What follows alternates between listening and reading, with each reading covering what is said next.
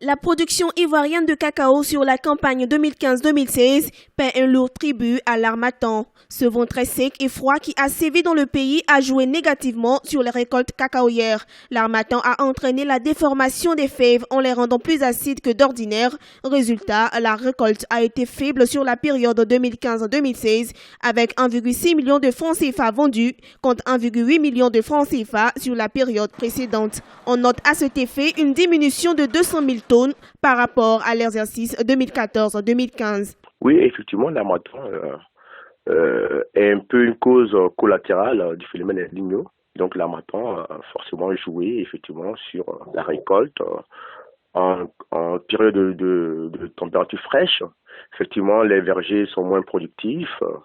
Les ressources humaines, c'est-à-dire les agriculteurs, ont moins tendance à vouloir se déplacer, aller dans les champs pour travailler. Donc effectivement, l'harmattan, je pense que est une cause effectivement qui a pu jouer sur la baisse de la récolte. Tout à fait. Ce serait la première fois depuis des années que les récoltes cacaoyères n'avaient pas connu un tel fléchissement en Côte d'Ivoire. La production cacaoyère a souvent été satisfaisante, d'autant plus que le pays est le premier producteur mondial de cacao. Le gouvernement a plusieurs fois tenté d'améliorer les conditions de vie des paysans pour réduire le taux de pauvreté dans les zones rurales du pays. Le prix du cacao avait été fixé à 1000 francs CFA le kilogramme depuis octobre 2015. Mais les plus grands défis, selon certains analystes, restent les changements climatiques qui menacent la qualité de la production en cacaoyère. Alors, les défis sont clairs. Aujourd'hui, les plantations, le verger est vieillissant.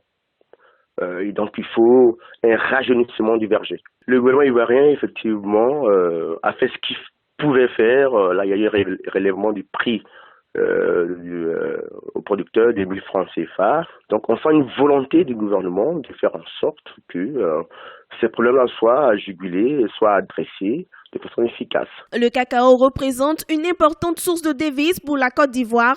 Il compte pour 22% du PIB du pays et plus de 50% de ses recettes d'exportation. La délocalisation à Abidjan du siège de l'Organisation internationale pour le cacao basée à Londres sera effective en mars 2017. Une très bonne nouvelle pour la Côte d'Ivoire qui devra entre-temps relever les nombreux défis auxquels fait face sa production cacaoyère.